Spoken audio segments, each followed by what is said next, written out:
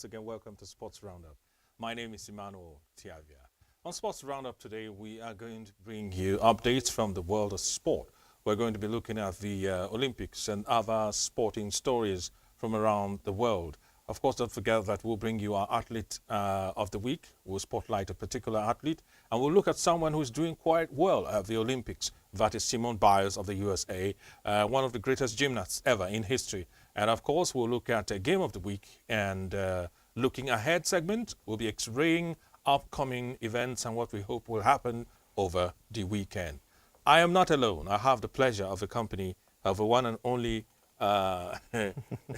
effervescent Savior Equibum. Savior, good evening. Good evening, Mr. Manuel, and good evening, listeners. Well, you don't look like someone who is partaking in the hunger protest. Is it because you don't belly full? The witch of the belly full. All right, well, we are here today for the sports, and just to remind Nigerians that we have only one country, and we must do our best to make sure that that country survives and does well. And straight up into the updates in the world of football, we have a battle with cancer, his family announced. Shakespeare had a long, distinguished career in football, managing several clubs, including Leicester, West Brom, and Hull, and serving as England assistant boss in 2016. Tributes have poured in from the football world, with former colleagues and players remembering Shakespeare as a kind, talented, and beloved figure who would be deeply missed. It's a sad day for football, especially the fans of Leicester City. Yeah. I deeply feel condolence for him because he has at least brought up some great players in football. If you want to mention, at least I can see off one of my head, like Harry Maguire of Man U. He was the one that discovered his talent and gave him the opportunity at Leicester when he came in from Hull City. And he went on to be a good player at that time, not now. But at least the man has left his mark in football as a whole too. AC Milan, still in the world of football, has become the first European club to guarantee contracts renewals for players who become pregnant in the final year of their deals, ensuring financial security and support. The club will also provide players with childcare assistance, expenses for their children, and a companion, demonstrating a commitment to the well-being of its female players and staff. This move comes as part of a broader push for improved rights for players following FIFA's launch of new standards to protect pregnant female footballers in May of this year. We started with a sad story, and this, I believe, is a beautiful development. It's a very good story to humanity and the women power as a whole. So football players who are female no longer have to postpone childbearing. Yeah, you have to, even if within the season, you can get pregnant and stay out of season and then come back again and continue. May I ask why you are saying that with a smile on your face? You naughty boy. You're still listening, you're still watching Sports Roundup, and don't forget, you can follow us on Facebook, Instagram, Twitter, and at www.agateradiotv.com and get the details of what we're doing right here. Agate News app is on Google Play Store. One app, many solutions in one place. The UFC has expressed disappointment after a judge rejected a $335 million class action settlement with former fighters who claim the organization's contracts limited their ability to negotiate with other promoters. The settlement, agreed in March, was intended to resolve two lawsuits representing around 1,200 former UFC athletes, but Judge Richard Bolware refused to accept the deal, setting a tentative trial date for October this year. The UFC is now considering an appeal and separate settlement discussions, while the plaintiffs are open to re-engaging with the organization or proceeding with the trial, which could begin on the 28th of October. Well, UFC was ready to offer $335 million, and the former athletes, fighters, over 1,200, said no. In your experience as a sports person, do you think they are being unreasonable, or UFC ought to do more? I believe the fighters, they want more from the UFC as a whole. Well, they agree, but the judge went ahead to say no, he doesn't accept the agreement. The judge wants you cut from everything too. No. I guess maybe the judge is trying to give more to the fighters. But if they had accepted the deal, on average, every fighter will get almost $280,000. Yeah, that's huge. That's huge to see. Well, to us as Nigerians, Yeah, that's what I was driving at. That is huge to see because we over here will that's feel like, 446 million. we over here will feel like, wow, that is a huge money. But them over there, like, they know what they're going through, and if that can take them far in life or whatever they want from it. Okay, and moving on, we will not keep fighting over this UFC matter. Jonathan Whitley is leaving his role as Red Bull sporting director to become Audi's Formula One team principal, marking a significant move in the F1 paddock. Whitley, who has spent over the Sauber team. The move sees Whitley team up with former Ferrari boss Matteo Binotto, who was recently appointed as Audi's chief operating and technical officer, as the team prepares for its F1 debut. Let's move over straight into Olympic stories now, and we are going to look at the Olympics medal table. Looking at the Olympic medals table, my brother, Xavier Ikwaibom, you can see that Nigeria features nowhere near the top 10. China are topping with 13 gold medals, 7 silver and 7 bronze with a total of 27. The U.S. follow with 9 gold medals, more silver 70 and more bronze 15 for a total of 41. But China, because they have more gold medals at this point, are on top of the table. Yeah, that's one thing. With all these Asian countries, I see that they don't really invest in what you expected to invest in. Like the sports, especially like football, that the people really watch. They go into other aspect of sports because they feel that they are weak in that side. So they build their strength in other aspect that they feel that most countries won't really pay attention to. Like, it's very rare before you see a Chinese running 1,000 miles, but you see them competing for acrobatic, all those high jump, long jump. You see them competing with that, and even in track too, and javelin. You see them competing very well in those aspects. But you go into football and all those other sports, you can never find them there. But they invest in what they know that the people are really good at, and it gives them good results too. Okay, yeah. On the screen, you can see the medals table, where you can see that the host France are on 8, but in the last few minutes, they won a 9th gold medal. But because of the silver and bronze count, they are still behind the United States of America. Someone said some countries have gone to the games to win medals, and we have gone there to just collect a certificate of attendance. Is that true? You could even see the saga that went on in 100 meters female. We are going to discuss that later on in the program. So it's so poor for a country like Nigeria that we go into such big event and we couldn't get something out from it, and rather we are coming out with complaints and plenty ups and downs that are not really good for us too. Nigeria is not even in the top 10. We are not in the top 20. We are not in the top 30. We are 52nd. Yes, even countries that haven't won a medal are ahead of us. The 41st person on the table, I think, is Tajikistan. They have won a single medal. Looking at the medals table, you look at a country, okay, Tunisia, the first African country to win a medal, is on the table. And other countries have won medals, but Slovakia is 48, updated because every minute it seems like a gold medal is being won at the Olympics. And Nigeria was 52nd about a few hours ago, and right now it looks like we have been pushed down. Countries participate in the Olympics, it seems like, with strategy in sporting events that, have multiple, like in boxing, you have different weight classes. Yeah. In weightlifting, you have snatch, you have clean and jerk. Weightlifting has opportunities for more than 24 medals. Yeah. Football, a lot of money spent. You take along a lot of players, coaches, officials, and you are working for just one medal, or maybe 2, male and female. Yeah, and the male said they didn't even go. Did not go this time around. So I feel that Nigeria, first of all, we have to talk to ourselves as the sports industry. We have to call ourselves together and see that we are not really gaining from this aspect of what we want to gain from. Can't we invest in something else? Like you could see in things like weightlifting, we tend to have victories in things like that. In fact, like all those traditional wrestling, you have victory in things like that. So how can't we invest more in things like that and forget about the football? Because you can see countries like China that didn't even compete and didn't even have good football team that are leading the table. So can't we invest in things like football, athletics, javelin, or pole vault? I don't think any Nigeria has, represent them in pole vault or high jump. So can't we invest in things like this and build ourselves in things like this and leave football? Well, we'll wait until later in August to see if you really mean it about forgetting about football. But some more Olympic stories right now. Nigerian boxer Cynthia Ogunshemilore, whom some are saying Oguns has goons herself, has been expelled from the Olympic Games village in Paris after failing to prove her innocence in a doping case, according to the Nigerian Olympic Committee media officer Tony Nezianya.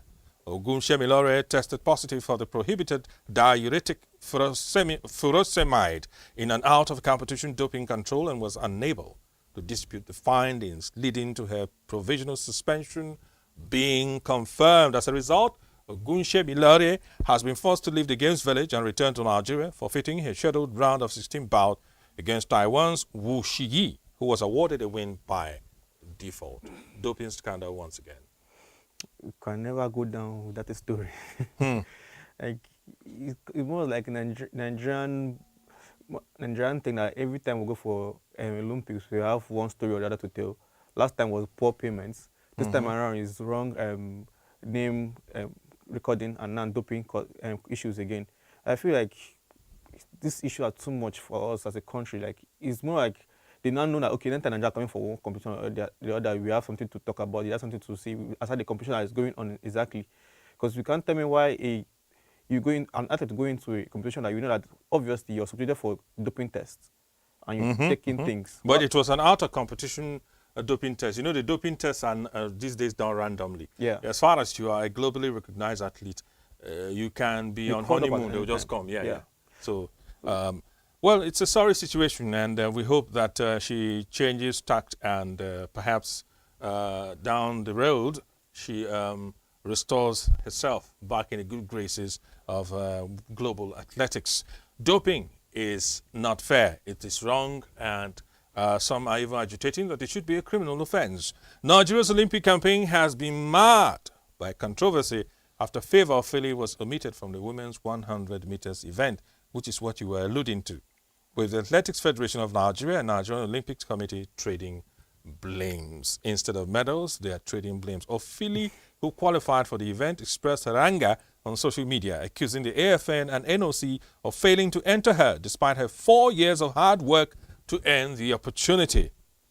The Minister of Sports, before we take what the Minister had to say about the situation, Savior, I mean, put yourself in the young woman's shoes. You've worked so hard for 4 years to get this opportunity, and a simple administrative error has put you in a place where you cannot represent your country. A dream she has had for years. 4 years. That's not one day dream. And she's saying 4 years because that's the span of one Olympic to the other. Imagine how long it took her to train from her youth to this stage. I mean, all those 4 years, their own different challenges as well, which you have to overcome. Injuries and what Injuries, fatigue sets in and everything.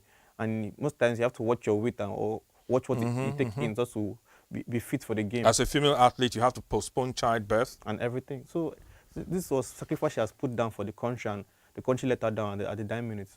So no, not the country. I didn't let her down. The AFN and the NOC let her down. The committee let her down at the 9 minutes. I wouldn't really blame her for coming out outbursts, although she was trying to be mild and how she measured in what she was saying. But I wouldn't really blame her. So she didn't go shimmen on them. I wouldn't really blame her coming out that way because it's very painful as a human.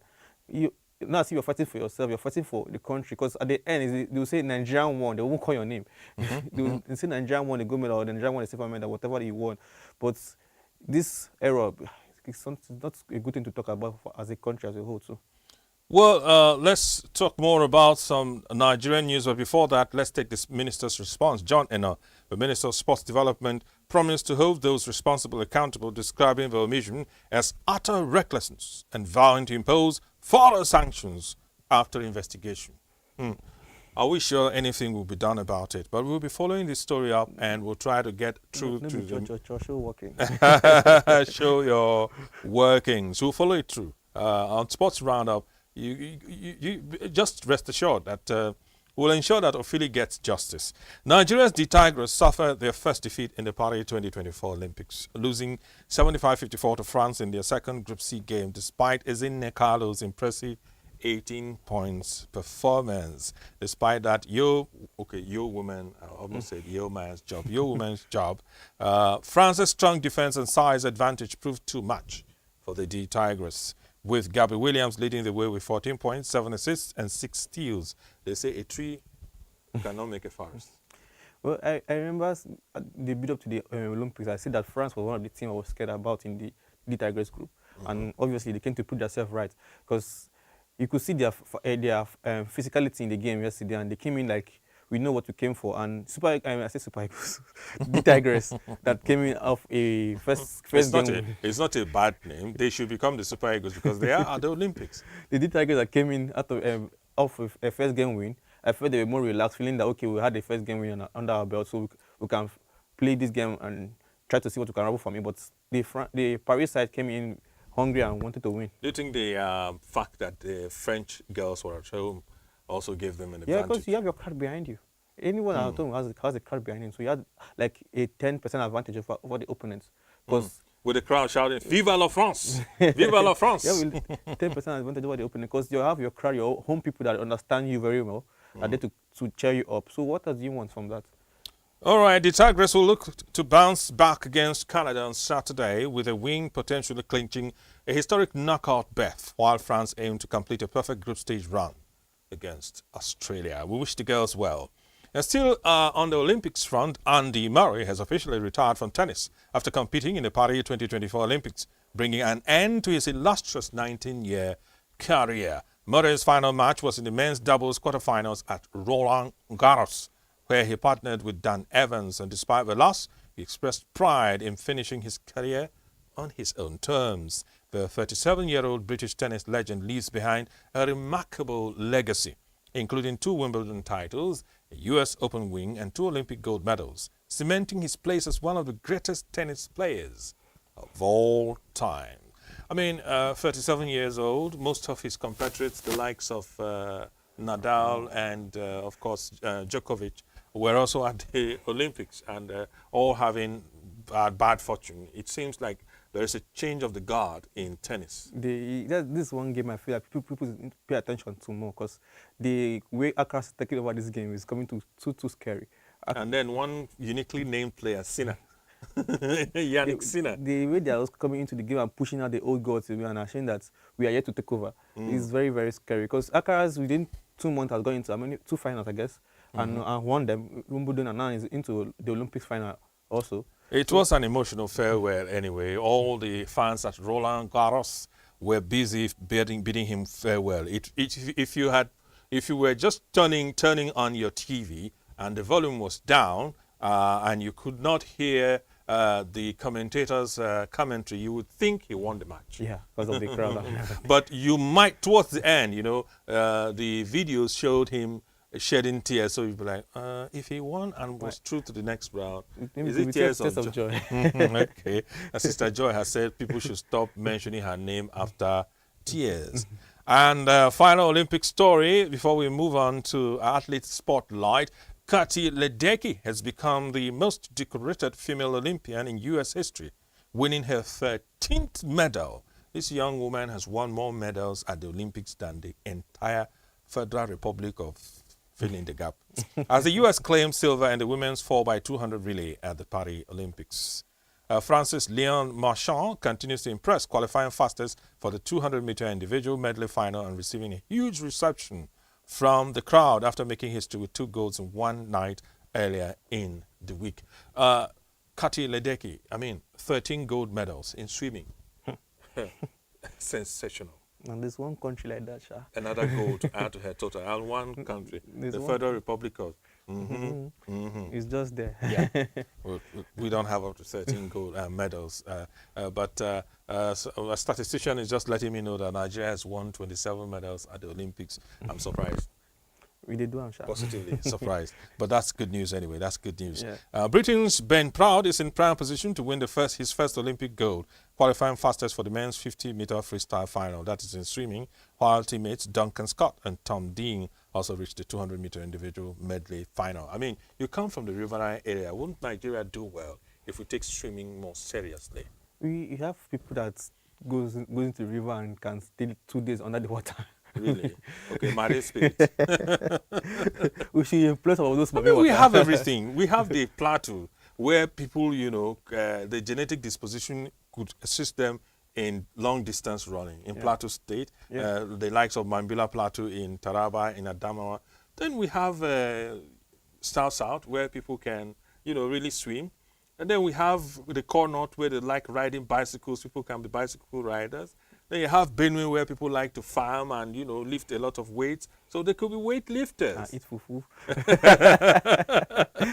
Well, there is no feeding competition at the Olympics. So, Xavier, let's just let go of that. And that's the updates for this week. Thank you so much for staying with us. It's now time to look at one interesting young lady. Her name is Simone Biles, a diminutive gymnast who has taken the world by storm.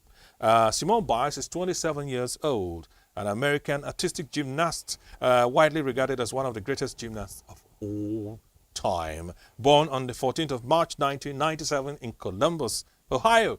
She's won gold again and won gold individual, won gold with the team, and won several medals in this very Olympics. With a record of 25 World Championship medals and 7 Olympic medals, Biles is the most decorated gymnast in World Championship history and one of the most decorated Olympians in gymnastics. Simone Biles, someone who was raised by her grandparents because her parents had substance abuse issues, and I think her father, who also ended up in jail. The grandparents raised her by adopting her legally as their own child. Biles' impressive athletic career includes 4 Olympic gold medals, 1 bronze medal, and 18 World Championship titles, solidifying her position as a dominant force in this sport. Known for her career, for her incredible power, precision, and consistency, Biles is the first gymnast to win all 4 apparatus titles at the World Championships and the first American gymnast to win 3 consecutive all-round titles.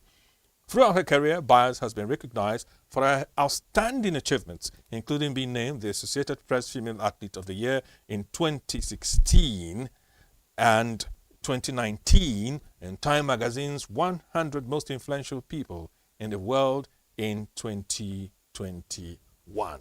A round of applause for Simone Biles, our athletes of the week. She's still raising the flag and flying it higher for the United States of America at the Olympics at the grand old age of 27. For gymnasts, 27 is like 42 in football. Yeah. And she's still doing it. And the last Olympics, she stepped out. You're still watching Sports Roundup. My name is Emmanuel Otiavia. We'll go for a short break. When we come back, we'll take on more.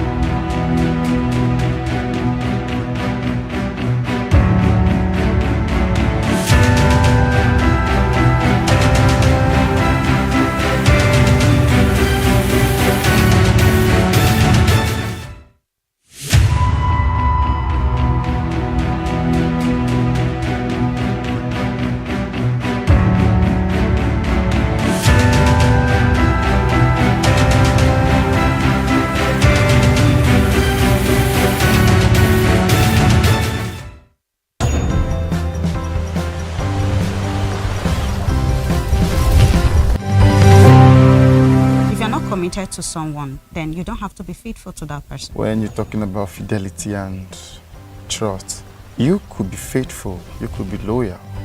And if your partner feels or perceives you are not, does that mean You are not. Appearance could make someone not be faithful. Sometimes you have a partner that don't really look at the needs, your needs. I'm talking about the financial aspect. Doesn't Yes. look at your needs, and then there's someone that sees the needs lady, too. the lady in you is Yes. screaming, needs. And you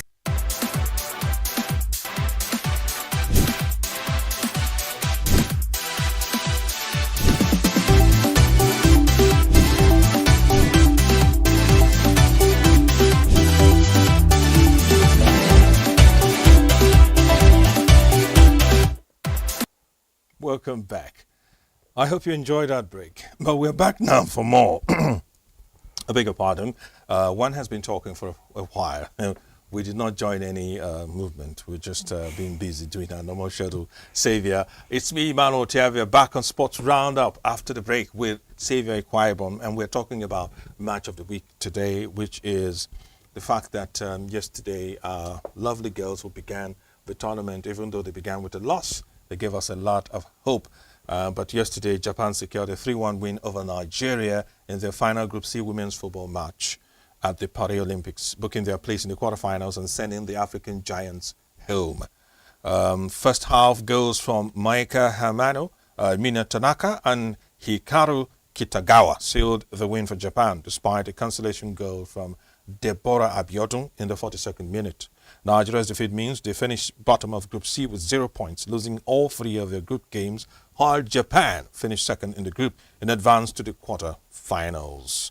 Ikoyabon, this was, by the way, the group of death. Are you in any way surprised I'm not surprised. that the Super Falcons died in the group of death?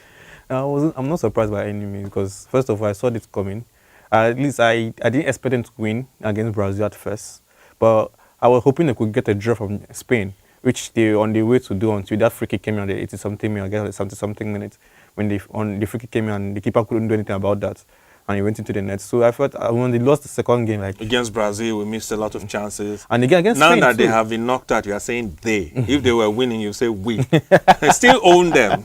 Okay, we. At least they qualified for the Olympics. I guess to me it was the game against Spain that really got me annoyed in all the games because I felt we had the edge of taking the game to a bed with a 0-0 draw, but they taking it out of Shola to go back into playing a defensive game. That means you're giving the Spanish side more of the ball and waiting for them to come at you, which is not good to do at football. And we're not particularly the best in counter-attack. Yeah, and this is not good to do at football. No matter how small the team is, anything that has more of the ball is has an 80% chance of creating danger. So you can't just give them the ball and relax and expect nothing to happen from that. So I feel that was a very wrong tactic that the coach made along the line. But all game, we all tried. Okay, is female football growing or is it falling? Is it just plateauing or going down? Because, I mean, we had dominated the African continent for so long, but right now other nations are like rubbing shoulders with us, and most of the times in recent history, they even defeat us. The Nations Cup used to be like a Chairman's Cup in our area for the Super Falcons, but now, no. On the world stage, we were used to getting to the second round and sometimes the quarterfinals. Now, we can't get out of a group. I mean, I feel And like we have a lot of foreign-based players now. Then we Yeah. had mostly people playing for Yeah. Delta Queens, That what I'm Rivers that what I'm going Angels. to say. Like we should go back to our grassroots. We should stop depending on these foreign-based players that are coming in from each country they're coming from to come and play. We go back to our grassroots. We have talent in the road, on the streets of the football.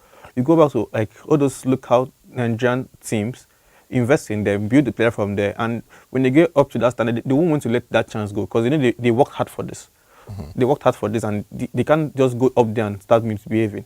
So if you can build them from the grassroots and take them up to the high standard of playing international football, going for Olympics, or going for National Cup, or going for the World Cup, they won't want to let the opportunity to slide them by because they know it's after 4 years before they have an opportunity again.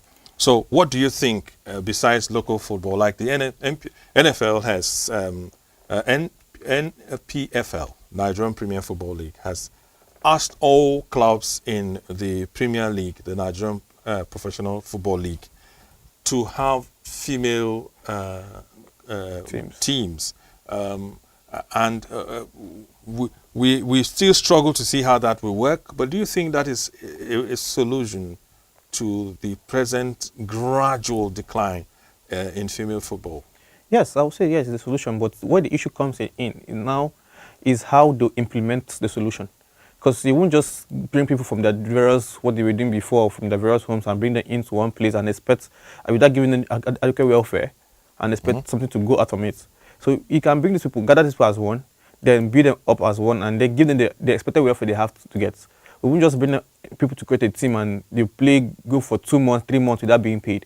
That's not what encouraging the players. So you want to build this team up to the top, you have to also invest more in it and get them paid at due time. Well, let's move on to other stories coming out of the Paris 2024 Olympics. Controversial Algerian boxer Iman Khalif advanced to the quarterfinals of the women's Olympic 66-kilogram category after her Italian opponent retired just 46 seconds into their last 16 clash. Angela Carini threw in the towel in the first minute of her meeting with Khalif, whose presence in the tournament has stoked controversy after she failed a gender eligibility test last year. It was not immediately clear why Carini chose to quit the bout. It's clear. It's audible to the deaf and visible to the blind. The African girl really popoed, as the boys would say. Now, the issue for me is this. Iman Khalif, by all definitions of womanhood, is a woman. She has a monthly period and she has an ovary. All these investigations have been done on her. She's not a transgender athlete. If that was the case, we'll have an entirely different conversation, you know. However, she has a monthly period, has the hormones of a woman, just that she was born with an extra chromosome, so she releases more testosterone than the average woman does. You can't really blame her for that. But even women in old age, in their mid-70s and 80s, release a lot of testosterone. Yeah. This is why you see sometimes, you see your grandma has beards when she gets to 70, 80. Yeah. There's even some in mid-60s, because the testosterone release at that age becomes almost that of a young man. But for this young lady, her testosterone level, if you look at her in the pictures displayed on the screen, I mean, she looks like a very handsome or beautiful man. Handsome, beautiful young woman. She looks like a beautiful man. Almost no chests. The chest is not protruding like you would expect. Yeah. But something is there, but it's not protruding. So according to reports, the Italian opponent was like, man, I'm being hit by a woman, by a man, not a woman. And she gave up like, no, even with all the guards. But for me, Savior, should it be her fault that she was given this gift of having the abilities of a man in a woman's body? We can't really blame her for that. It's the Lord's doing, and people will say it's marvelous. It's marvelous in our life. Karini will say it's not. She doesn't want it to be marvelous on her face. It's not, so I can't really blame her for that. It's just her body, genes and whatever. So nothing the future can really do about this, because you can't really say stop producing this in your body. It's the body that's producing this out for her, and she's using it for her own good. Not as if she's going to the street to beat people up. She's using it to make money for herself. But and the other thing is, some have come out on social media to say she should be taking drugs to limit her testosterone production. And I'm like, wait a minute. When athletes take substances to enhance their performance, you say it's against the law. So but now you are saying people should take substances to limit their performance. Which way, world people? What do you really want from us? And I really feel sad. It's a sad situation. I can understand why the opponent, because if there is a level of pounding you receive, you become humble. But at the same, she jackpot out of the ring. But at the same time, should the young lady from Algeria be punished because of her genetic disposition? I mean, genetic gifts, as the case may be. You know, at first, when I got to see the story, I was first glance, I was thinking, okay, maybe it's a kind of transgender case. But reading through, I found that this is not actually her fault. You can't really put a blame on her hand and say, you did this, and I feel maybe the committee must have checked through her background to see if she has had any drugs to boost this testosterone or whatever. It has been tested. It's all natural. So they can't really do anything about it. As the French would say, all natural. So they can't really do anything about it. You can't really put her on the panel to judge her for anything. Okay, now looking ahead, let's move away from the controversial boxing matter. Team Nigeria will compete in 6 events today at the Paris 2024 Olympic Games with high jumper Temitope Adesina, discus throwers Ashley Anumba, Chioma Onyekwere, and Obiageli Amechi, shot put thrower Chukwe Buka Enekwechi, and the mixed 4x400 relay team all in action. Adesina, making her Olympic debut, will compete in the women's high jump qualification event, aiming to reach the final with a mark of 1.97 meters or a top 12 finish. Nigeria's athletes will also compete in the women's discus throw, men's shot put, and mixed 4x400 relay events, with the relay team seeking a top 3 finish in their heat to secure automatic qualification for the final. Any hopes for the teams representing us? We should not create our hopes, as I always say, until we see the final result. Okay, let our hopes simmer down. We hope that the hunt for medals brings good tidings for us, at least so that we can celebrate indeed a good outing for Nigeria for once in a very long while. Let's move now quickly over to an interesting sports story, something that is going to come up.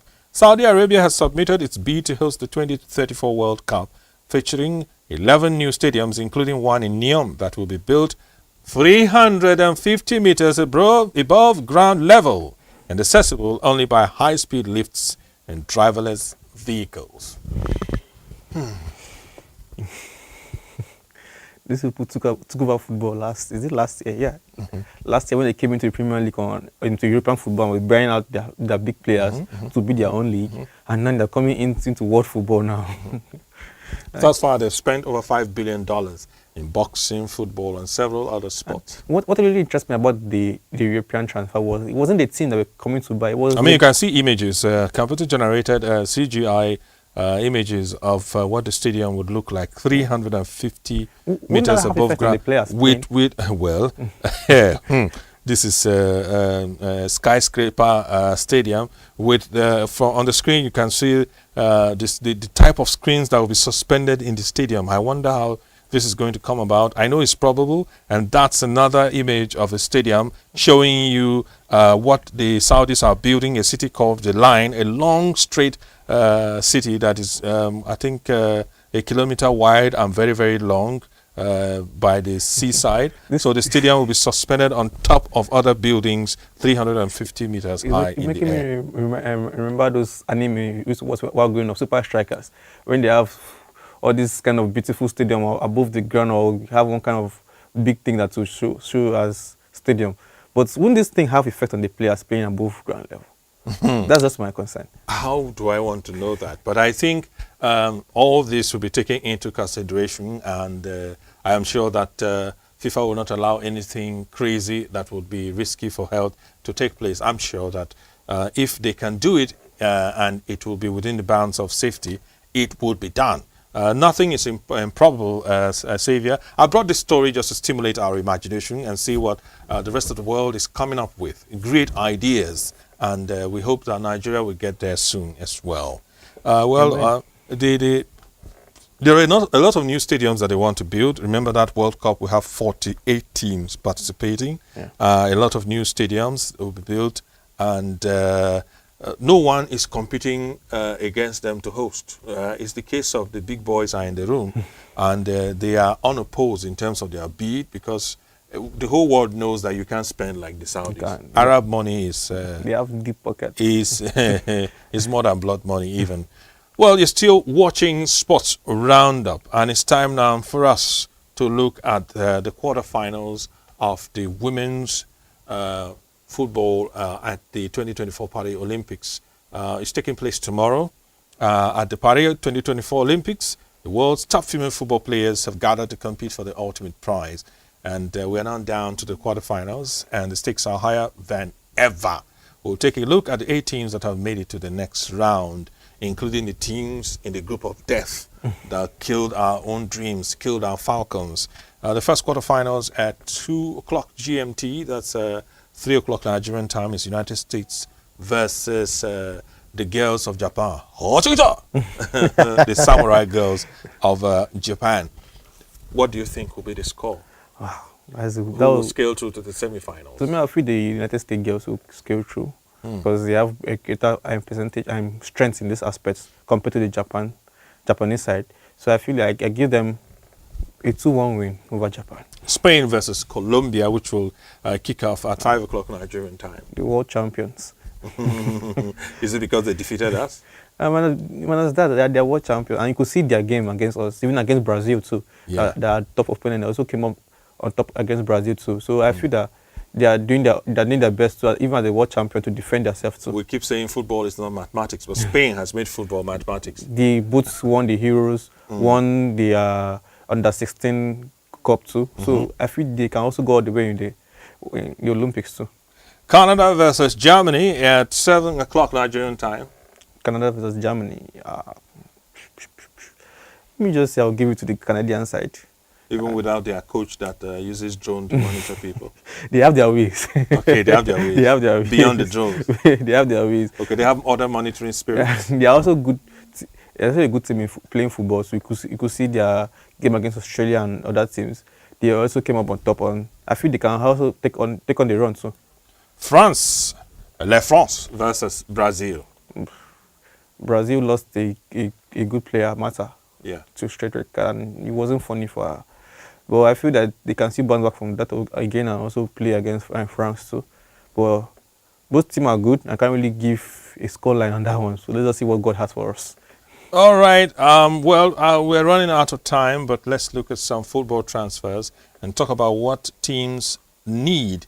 West Ham are aiming for a double deal. They are closing in on signing Borussia Dortmund's Niklas Füllkrug and Leeds' Crescencio Somerville. It shows they're looking for strikers. Aston Villa have reached a deal with Chelsea for Romelu Lukaku, but the player wants to join Napoli instead. I guess Romelu Lukaku in exchange for Osimhen is still in the works. Arsenal's Mikel Merino deal is gathering steam. Arsenal are close to signing Real Sociedad's Mikel Merino for £25 million. Fulham are in advanced talks to sign Villarreal's Jorge Cuenca for £6.7 million. Napoli have an offer ready for Brighton's Billy Gilmore, but are waiting for players to leave the club before making it.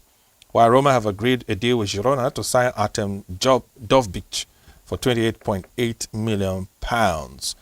Newcastle are in advanced talks with Sheffield United to sign William Osula for an initial £10 million. Now let's look at the some clubs, top clubs around the world. Arsenal, in 15 seconds, what do you think they need now that they have one or two defensive signings? I feel they need a complete striker that's also coming with Jesus, because Jesus is more injury prone. Okay, you mean they need a striker with a manual, that has a manual?